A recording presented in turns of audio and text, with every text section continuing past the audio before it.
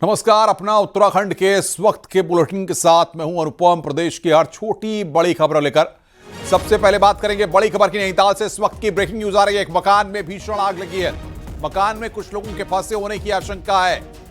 मोहनको चौराहे की घटना, राहत और बचाव कार्य जारी है। एक्सक्लूसिव तस्वीरें भी हमारे पास आ गई हैं। ये तस्वीरें इस वक्त आप देखिए। कुछ लोगों के फंसे होने की आशंका जताई जा रही है। बड़ी खबर इस वक्त नैनीताल से। सबसे पहले न्यूज 18 पर आप इन तस्वीरों को देख रहे हैं। ये तस्वीरें बता रही हैं किस तरीके से हालात वहां पर है। कुछ लोग अंदर फंसे हुए हैं, इसकी आशंका जताई जा रही है।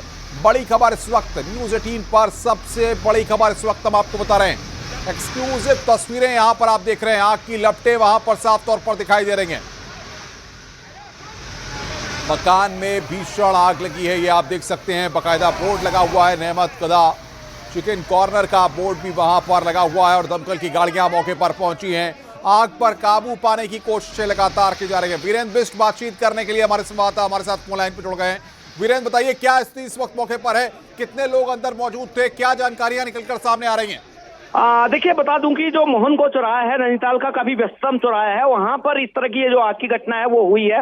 और पूरी तरीके से जो ऊपर जो बाजार का ऊपर वाला हिस्सा है जिनमें घर मौजूद थे, और उसमें ये बताया जा रहा है कि एक जो महिला है वो फिलहाल अंदर है और इसके अलावा कितने लोग मौजूद हैं उसकी कोई जानकारी नहीं है। लेकिन हालांकि जो प्रशासन की टीम यहाँ पर पहुंची है या फिर जो फायर ब्रिगेड की टीम यहाँ पर पहुंची है, उन्होंने आग बुझाने का प्रयास किया है, लेकिन आग और तेजी से बढ़ी है। हालांकि जिस तरह के इंतजाम हैं वो पूरे नहीं पड़ पाए हैं और इसके साथ साथ जो फायर ब्रिगेड के जो हाइडेंट हैं वो कहीं पर नहीं मिल रहे हैं, तो आग बुझाने में दिक्कतें का सामना करना पड़ रहा है। तो हालांकि जो आग की लपटें हैं वो और तेज हुए हैं और जो आसपास के जो बाजार वाले इलाके हैं उनके लिए भी ये पूरा आज खतरा बन रहा है। तो ये कहा जा सकता है कि अगर जो इंतजाम है वो दुरुस्त नहीं है और जो आग बुझाने के उपकरण हैं वो नाकाफी साबित हो रहे हैं, तो ये डेंजर स्थिति आसपास के जो मकान हैं उनके लिए भी बन रहा है। तो ये कहा जा सकता है। सबसे बड़ी बात ये कि क्या प्रशासनिक अधिकारी अब तक मौके पर पहुंचे हैं? क्योंकि रात का वक्त है, ऐसे में सारे संसाधन जुटाना काफी मुश्किल होगा। और कुल कितने लोग इस मकान के अंदर रहते हैं? क्या और भी लोगों के आने की वहां पर जानकारी मिल पा रही है? देखिए, अगर ओवरऑल बात करी जाए तो कई लोग इन जो मकान है, जो आपने एक रेस्टोरेंट का बोर्ड देखा होगा, उसके ऊपर पूरे घर मौजूद हैं। तो वहां पर जो रात का समय है तो कई लोग मौजूद थे, तो ये उसमें से जो यंग लोग थे वो बाहर निकल चुके हैं और इसके अलावा जो बुजुर्ग लोग हैं वो बताया जा रहा है कि वो अंदर मौजूद थे और उनको आने में काफी दिक्कतों का सामना करना पड़ा है। तो ये भी उम्मीद की जा रही है या जो जिस तरह के कयास हैं वो लगाए जा रहे हैं कि अंदर कुछ लोग मौजूद अभी भी हैं। तो एक से हों या दो हों या चार हों, कुछ लोग अंदर मौजूद हैं। तो ये कहा जा सकता है काफी डेंजर स्थिति बन रही है और आसपास के इलाकों के में भी ये आग का जो खतरा है वो फैल रहा है, क्योंकि जो आग बुझाने के उपकरण हैं या हाइडेंट है या फायर ब्रिगेड के इंतजाम है वो नाकाफी साबित हो रहे हैं। पूरा जो मकान है वो लकड़ी का बना हुआ है। फिलहाल क्या स्थिति इस वक्त मौके पर है? क्या कुछ लोगों को निकाला गया है बाहर? क्या कुछ लोग बता पा रहे हैं कि कितने लोग अंदर फंसे हो सकते हैं?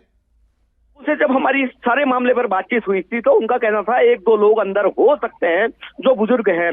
हालांकि जो प्रशासनिक टीम है वो अभी तक कहीं पर नहीं दिखी है और इसके अलावा जो फायर ब्रिगेड की टीम है वो मौके पर पहुंच गई है। हमारे साथ जुड़ने के लिए और बातचीत करने के लिए इस वक्त की सबसे अहम और बड़ी खबर पर न्यूज 18 लगातार बना हुआ है।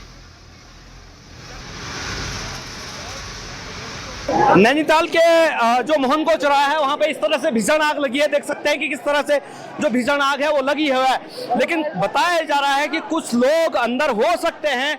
लेकिन जिस तरह से जो आग लगी है वो भीषण लगी है। काफी पुराना मकान ये देखा जा सकता है। ये देख सकते हैं कि किस तरह से जो पूरा मकान है वो धूं धूं करके जल रहा है और जो फायर ब्रिगेड है हालांकि उसने कोशिश की है कि इस आग को काबू करने के लिए, लेकिन परेशानी ये बन रही है कि जो दिक्कतें हैं वो बन रही हैं। सर, किस तरह की दिक्कतें बन रही हैं यहाँ पे? देखिए, पानी नहीं है और जितने हाइड्रेंट को बना रखे उनके अंदर भी पानी नहीं है। क्या परेशानी? पानी नहीं था, पानी नहीं है। आग बुझाने के लिए बिल्कुल लगा लीजिए आप। नाकामी है बिल्कुल जा रहा है, बिल्कुल। तो देख सकते हैं कि किस तरह से जो आग है वो पूरी तरीके से लगी हुई है और जो मोहन उसके अंदर लेडीज चल रही है। कोई उसके अंदर फंसा हुआ है, लेडीज है। क्या कहा जा रहा है आप लोगों से? बसा नहीं आ रहा उनका। क्या परेशानी आ रही है? पानी नहीं है, गाड़ियों में पानी नहीं है। फायर ब्रिगेड की गाड़ी, दिक्कतें हैं दिक्कतें हैं कितनी वर्ष की? अजय रावत की जो बहन है वो पर फंसी हुई है। क्या कहा जा रहा है आप लोगों से? पानी नहीं है टैंकों में। तो ये देख सकते हैं कि किस तरह से जो आग है वो भीषण है और इस तरफ भी फैल रही है। इस तरफ जो लकड़ी का पूरा मकान है वो पूरी तरीके से उसमें आग फैल रही है। आगे बढ़ते हैं। मुख्यमंत्री पुष्कर सिंह धामी लगातार आपदा प्रभावित इलाकों का दौरा कर रहे हैं। बुधवार को सीएम पुष्कर सिंह धामी उत्तरकाशी के स्याना चट्टी पहुंचे और यहां पर आपदा से हुए नुकसान का निरीक्षण किया। इस दौरान सीएम धामी ने सभी जगहों को देखा और लोगों से भी मुलाकात की। सीएम धामी ने आपदा पीड़ितों को हर संभव मदद का भरोसा दिया। सीएम धामी ने कहा कि आपदा की घड़ी में सरकार लोगों के साथ खड़ी है। मुख्यमंत्री ने कहा कि जल्द पूरे इलाके में फैले मलबे को साफ करवाया जाएगा और लोगों की हर दिक्कत को भी दूर किया जाएगा। आपको बता दें कि स्याना चट्टी में पिछले दिनों यमुना नदी का मुहाना बंद होने से झील बन गई थी, जिसके बाद कई घरों और होटलों को नुकसान हुआ था और मलबा भर गया था, जिसके बाद सीएम धामी के आदेश पर सभी लोगों को सुरक्षित जगहों पर भी भेजा गया था।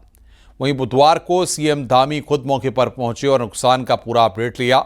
इसके साथ ही राहत बचाव काम का भी फीडबैक मुख्यमंत्री ने अधिकारियों से लिया है।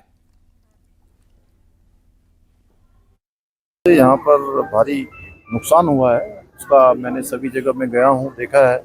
हम ऐसी परिस्थिति में सभी जो हमारे आपदा पीड़ित हैं, जो भी इससे प्रभावित हुए हैं, जिनको नुकसान हुआ है, उनके साथ खड़े हैं। उसका हम आकलन करवा रहे हैं और आकलन करवाकर हर संभव उनको मदद करेंगे। जो भी हमारी तरफ से अच्छी जो मदद हो सकती है, उनका कारोबार फिर से पटरी पर आए, उसको करेंगे। और साथ ही मैंने यहाँ पर जिलाधिकारी को कहा है कि ये मलबा हटाया जाए और अभी सितंबर माह में बारिश कम हो जाएगी और रोड का जो चौड़ीकरण का काम प्रारंभ होगा, तो यहाँ उसी कंपनी को जो रोड बनाएगी उन्हीं से हम लोग बात करेंगे कि वो मलबा यहाँ से हटाकर वो आरबीएम जो है हमारे सड़क निर्माण इत्यादि के कामों में लाया जाए। उत्तरकाशी के धराली और हर्षिल में आई आपदा के बाद वहां झील बन गई थी और झील का पानी अभी भी पूरी तरह से डिस्चार्ज नहीं हुआ है। लेकिन इस बीच भागीरथी नदी का बहाव कस्बे की ओर होने से लगातार कटाव बढ़ता जा रहा है। सुरक्षा को देखते हुए हर्षिल में मौजूद पटवारी चौकी को खाली करा दिया गया है। गंगोत्री नेशनल हाईवे अभी भी हर्षिल झील में डूबा हुआ है, लिहाजा उसके लिए भी वैकल्पिक रूट तैयार किया जा रहा है।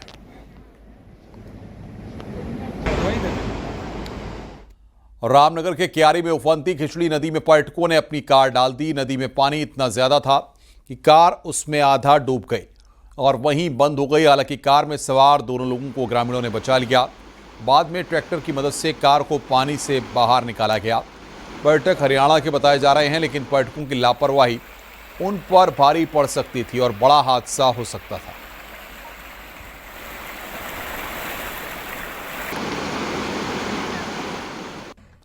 सीएम पुष्कर सिंह धामी के आदेश पर प्रदेश में अवैध मज़ारों के खिलाफ एक्शन लगातार जारी है।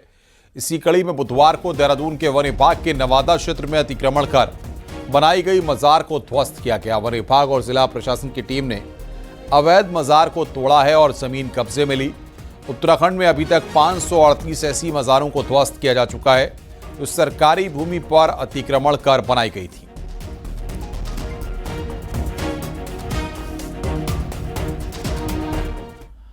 आगे बढ़ते हैं। उधम सिंह नगर के किच्चा में एक हैरान करने वाला मामला सामने आया। यहां एक होम्योपैथी डॉक्टर के क्लिनिक में पहुंचे शख्स ने डॉक्टर और उनकी पत्नी को 2 घंटे तक हाउस अरेस्ट करके रखा। सूट बूट पहना शख्स सीबीआई का नाम लेकर पैसों की डिमांड करने लगा और बंदूक तक निकाल ली। आइए इस रिपोर्ट के जरिए आपको दिखाते हैं।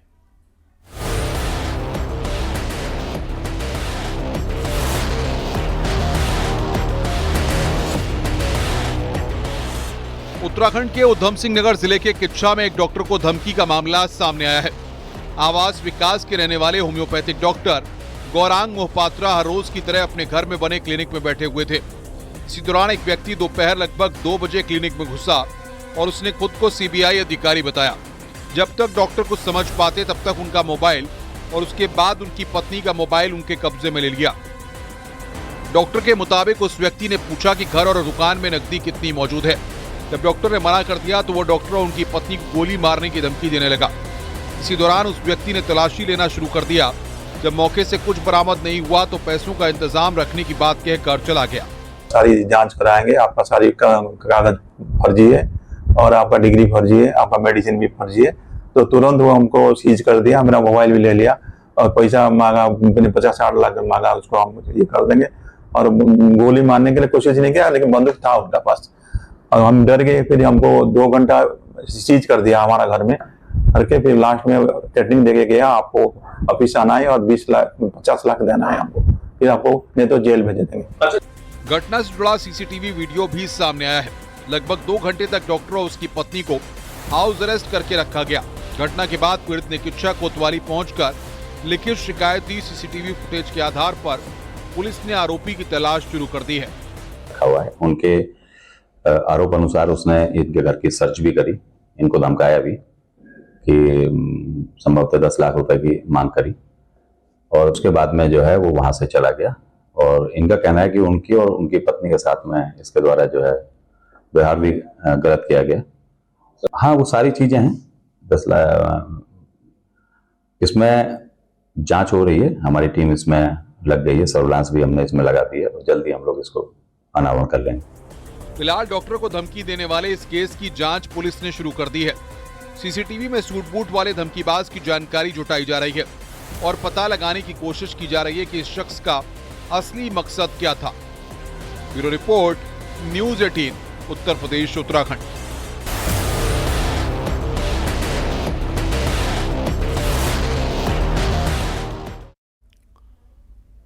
हरिद्वार में Indian oil corporation gas plant के पास बड़े पैमाने पर की जा रही घरेलू गैस की कालाबाजारी का भंडाफोड़ हुआ है। गैस प्लांट के पास बंद पड़ी एक फैक्ट्री में एलपीजी गैस से भरे कैप्सूल से गैस निकालकर कॉमर्शियल सिलेंडर में भरी जा रही थी। खाद्य आपूर्ति विभाग और पुलिस ने संयुक्त कार्रवाई करते हुए टीम ने मौके से 61 सिलेंडर, नोजल, इलेक्ट्रॉनिक तराजू और गैस चोरी करने के अन्य उपकरण बरामद किए हैं। इस दौरान तीनों लोगों को हिरासत में लिया गया, जबकि रानीपुर कोतवाली में कुल 7 लोगों के खिलाफ ईसी एक्ट और अन्य धाराओं में मुकदमा दर्ज कराया गया है। कालाबाजारी के इस खेल में कैप्सूल ड्राइवर भी शामिल थे। ताज्जुब की बात यह है कि कालाबाजारी का एक खेल लंबे समय से चल रहा था, लेकिन किसी को इसकी भनक तक नहीं लगी। चोरी की इस गैस की खपत कहां और कैसे होती थी, इसकी जानकारी की जा रही है। स्तर पे वहाँ रिफिलिंग का काम किया जाता रहा है। इसके अंतर्गत 7 लोगों के खिलाफ एफआईआर दर्ज कराई गई है और ये 7 लोगों में 2 ड्राइवर हैं कैप्सूल के। वो कैप्सूल जो कि कॉन्ट्रैक्ट में कंपनी के साथ था, उसकी फर्म के अगेंस्ट हुए हैं। उत्तराखंड के 26,000 सरकारी स्कूलों पर आज एक साथ टीचर छुट्टी पर चले गए, जिसके बाद गेस्ट टीचर्स के भरोसे स्कूल चले। प्रिंसिपल पदों पर सीधी भर्ती के खिलाफ टीचर लंबे समय से विरोध पर हैं और पिछले 10 दिन से भी टीचर स्कूल तो आ रहे थे, लेकिन विरोध स्वरूप क्लास नहीं लेते थे। लेकिन अब प्रिंसिपल के पदों को प्रमोशन से भरने की मांग पर 26,000 स्कूल के टीचर्स ने एक साथ छुट्टी ले ली और जल्द मांग पूरी करने की बात कही है। अधिकारियों का कहना है कि राजकीय शिक्षक संघ की जो मांग है वो मामला कोर्ट में है, लिहाजा सरकार कोई फैसला नहीं ले पा रही है। लेकिन टीचर्स के विरोध के चलते बच्चों की पढ़ाई खासी प्रभावित हो रही है। और समस्त मंडली राजकीय शिक्षक संगठन लगातार 2 सालों से अपनी मांगों के लिए कई बार तिरस्कार वार्ता कर चुकी है, किंतु हर बार आश्वासन मिले और बाध्य होकर शिक्षकों ने प्रदेशव्यापी आर पार की लड़ाई लड़ने का मूड बनाया। आज उत्तराखंड का पूरा राजकीय शिक्षक सामूहिक अवकाश में है और जब तक हमारी पदोन्नति नहीं होती, जब तक सीधी भर्ती निरस्त नहीं होती, हमारी स्थानांतरण प्रक्रिया जारी नहीं की जाती, तब तक हम आंदोलनरत रहेंगे। कुछ शिक्षक जो हमारे अतिरिक्त शिक्षक वो स्कूल खोल भी रहे, स्कूल चल भी रहे। लगभग 5,000 जो हमारे पास गेस्ट टीचर हैं वो स्कूल में पढ़ा भी रहे हैं और इनमें से भी कई लोग पढ़ा रहे हैं, ऐसा नहीं है। कई बार क्योंकि पढ़ाई इनकी भी हो रही है, मेरे पास कई सारे ऐसे फ़ोटो भी हैं जो लोग पढ़ा रहे हैं। लेकिन आज इनसे मेरी फिर वार्ता होगी, मैंने इनको फिर वार्ता को बुलाया हुआ है और पूरी कोशिश हुई कि ये लोग जो है वापस आ जाएं। जहाँ तक मांगों का प्रश्न है, सरकार तैयार बैठी हुई है इनकी मांग को सुनने के लिए भी और इनकी मांग को मानने के लिए भी, क्योंकि पदोन्नतियाँ मामला माननीय न्यायालय विचाराधीन है। माननीय न्यायालय विचाराधीन होने के कारण सरकार इसको कर नहीं पा रही है। कांग्रेस में अक्टूबर से पहले नए जिला अध्यक्ष बनेंगे और पार्टी बूथ को मजबूत करके 2027 का चुनाव लड़ेगी। कांग्रेस प्रदेश प्रभारी शैलजा जहां 2027 में कांग्रेस सरकार आने का दावा कर गई, वहीं लंच में सीनियर नेताओं को एकजुट रहने का मैसेज देकर दिल्ली वापस लौट गई। देखिए हमारी रिपोर्ट।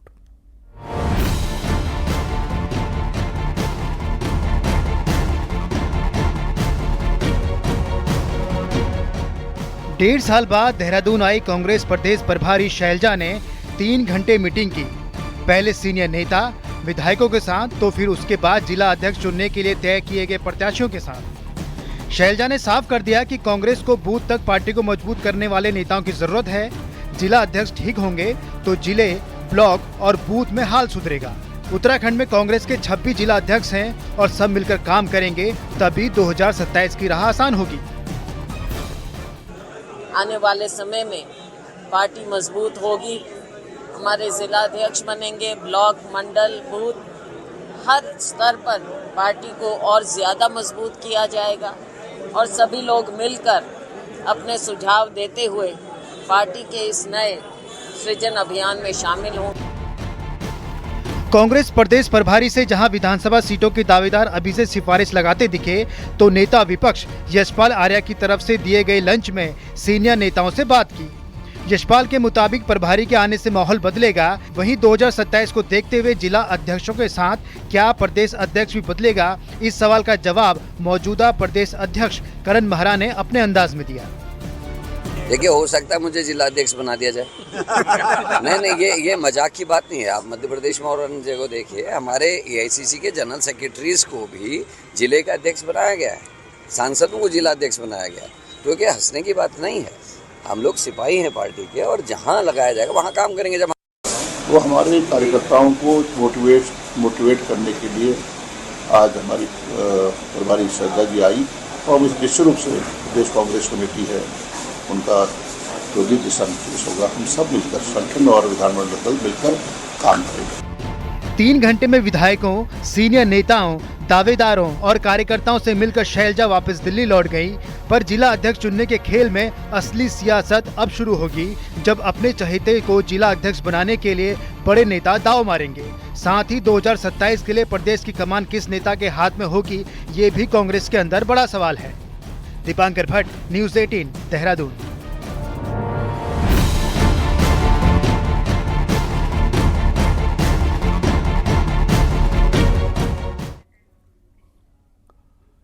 देहरादून में कांग्रेस नेता प्रीतम सिंह ने खराब कानून व्यवस्था के मुद्दे पर डीजीपी दीपम सेठ से मुलाकात की। प्रीतम सिंह ने डीजीपी को ज्ञापन सौंपकर हाल में सामने आए मामलों में तेजी से कार्रवाई की मांग की है। प्रीतम सिंह ने चिंता जताते हुए कहा कि राज्य में कानून व्यवस्था की हालत ठीक की जाए। उन्होंने कहा कि राज्य में हत्या, डकैती, लूट, फायरिंग जैसी घटनाएं देखकर लगता है कि कानून व्यवस्था खत्म हो चुकी है।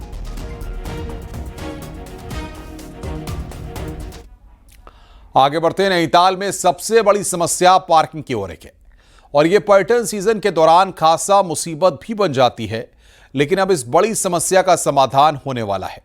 आइए इस रिपोर्ट के जरिए आपको दिखाते हैं।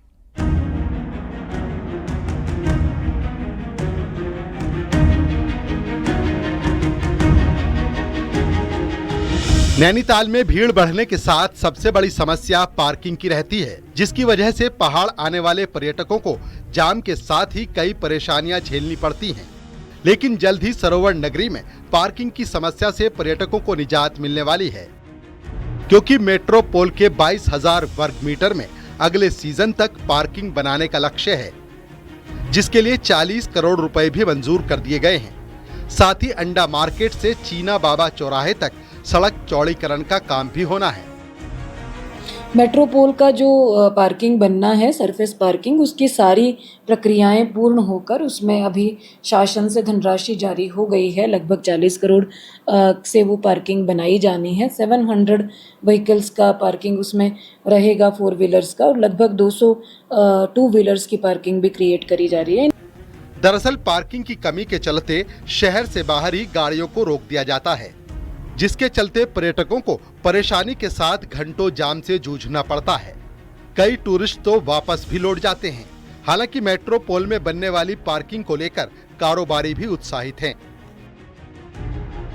तो इसलिए हम तो चाहते हैं कि जितनी जल्दी ये काम हो, क्योंकि घोषणाएं काफ़ी पहले भी हो चुकी हैं, कई साल पहले से लगातार चल रहा है कि साहब ये हो जाएगा, बन जाएगा, लेकिन बनने में नहीं आ रहा है। तो इसके लिए हम चाहते हैं कि जितनी जल्दी हो ये अशोक पिक्चर हॉल की पार्किंग बन जाए, मेट्रोपोल की बन जाए, जिससे कि ये फ्लैट में कहता हूँ चाहे पूरा ये खेल विभाग को दे दे, कोई दिक्कत नहीं है, लेकिन ये 2 पार्किंग बनने से हम लोगों को बहुत ज़्यादा जो है आराम मिल जाएगा। बहरहाल मेट्रोपोल की इस पार्किंग में 700 से ज्यादा गाड़ियों की पार्किंग हो सकेगी, मगर सवाल ये है कि क्या मेट्रोपोल पार्किंग अगले सीजन तक तैयार हो पाएगी ताकि यहां आने वाले पर्यटकों को राहत मिल सके।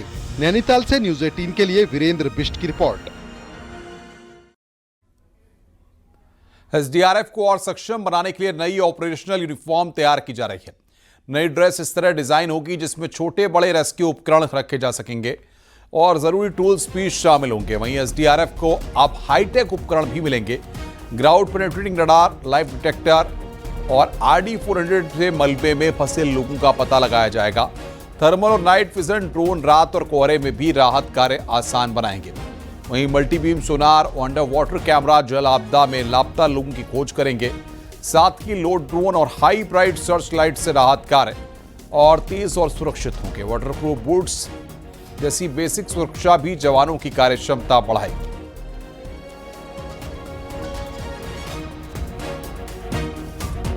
उत्तराखंड में सरकार पहले खेल विश्वविद्यालय को बनाने का ऐलान कई महीने पहले कर चुकी है, लेकिन ये खेल विश्वविद्यालय जिस जगह पर बनना है वहां जमीन का रोड़ा सामने आ गया है। सरकार विश्वविद्यालय की जमीन तलाश रही है, लेकिन फॉरेस्ट डिपार्टमेंट है कि जमीन देने को तैयार नहीं है।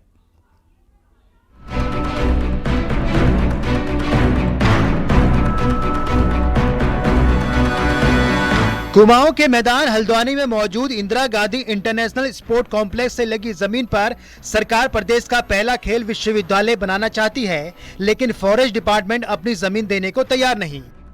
केंद्रीय वन पर्यावरण मंत्रालय ने राज्य सरकार को स्पोर्ट्स यूनिवर्सिटी के लिए अपनी जमीन देने से इनकार कर दिया है। यूनिवर्सिटी का जो प्रोजेक्ट 29 अगस्त से शुरू होना था, फिलहाल उस पर फॉरेस्ट का ब्रेक लग गया है, जिससे खेल से जुड़े लोग निराश हैं।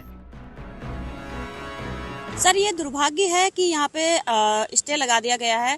मैं तो ये कहती हूँ कि हमारे हल्द्वानी में भी होना चाहिए, खुलना चाहिए स्पोर्ट्स यूनिवर्सिटी, और हमको भी उसमें नियुक्ति दी जानी चाहिए, जिससे कि हम वहाँ पर खेल भी सके और देख भी सके, हमारी एक इनकम भी आए, जिससे हमारा घर परिवार भी चल सके। दूसरी तरफ खेल विभाग का दावा है कि फॉरेस्ट जमीन देने के लिए लगातार अपनी क्वेरीज लगा रहा है। अभी तक कई क्वेरी दूर की गई हैं। ऐसे में खेल विभाग यूनिवर्सिटी के लिए नई जमीन तलाश रहा है। जो हमारा प्रोजेक्ट चल रहा है काफ़ी लंबे टाइम से चल रहा है और कई बार हम जो क्वेरीज हैं उनको सॉल्व भी कर चुके हैं। अभी रिसेंटली इसमें क्वेरी लगी है, जो उनकी एनवायरनमेंट कमेटी की मीटिंग हुई थी, उसमें उनके द्वारा ये कहा गया है कि जो हमने फॉरेस्ट लैंड का ऊपर अभी प्रपोजल हमारा है, तो आप नॉन फॉरेस्ट लैंड भी इसके लिए ढूंढिए। दरअसल खेल विश्वविद्यालय के ऐलान से खेल प्रेमी खासे खुश थे। उन्हें उम्मीद थी कि जल्द विश्वविद्यालय खुलने से नई नौकरियां आएंगी, तो कुछ को नए कोर्स शुरू होने का इंतजार था। ऐसे में फॉरेस्ट की ना स्पोर्ट यूनिवर्सिटी के प्रोजेक्ट में बड़ी अड़चन है। दरअसल उत्तराखंड में पहले खेल विश्वविद्यालय को बनाना ये धामी सरकार का एक तरीके का ड्रीम प्रोजेक्ट है, जिसके लिए हल्द्वानी के इस इंटरनेशनल स्टेडियम के ठीक बगल में लगी हुई फॉरेस्ट की लैंड को देखा गया। स्पोर्ट्स डिपार्टमेंट इसमें स्पोर्ट्स यूनिवर्सिटी के लिए बाकायदा एक हॉस्टल और बिल्डिंग का निर्माण करना चाहता है, लेकिन केंद्रीय वन एवं पर्यावरण मंत्रालय ने यह कहकर यह ठुकरा दिया कि इसके लिए किसी और जमीन को भी देखा जा सकता है। ऐसे में सरकार 29 अगस्त को खेल दिवस के मौके पर जिस विश्वविद्यालय के शिलान्यास की तैयारियां कर रही थी, उस पर एक ब्रेक जरूर लगा है। अब देखना होगा कि सरकार इस परेशानी से कैसे पार पाती है। शैलेंद्र नेगी, न्यूज़ 18, हल्द्वानी। बद्रीनाथ धाम में गणेश चतुर्थी के पावन अवसर पर विशेष पूजा अर्चना की गई। धाम में गणेश भगवान का पूजन अर्चन कर उन्हें हलवे का प्रसाद अर्पित किया गया और गणेश चतुर्थी पर बद्रीनाथ धाम में बड़ी संख्या में भक्तों की भीड़ होगी।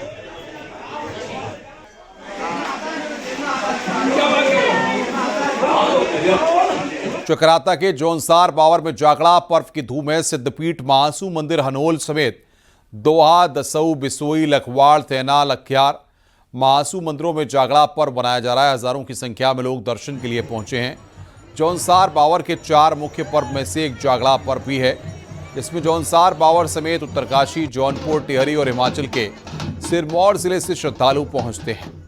तस्वीरें दोहा गांव की हैं, जहां हजारों की संख्या में श्रद्धालु पहुंचे हैं। तोआ गांव में इस समय चालदा महाराज विराजमान हैं। चालदा महाराज महासू महाराज के सबसे छोटे भाई हैं।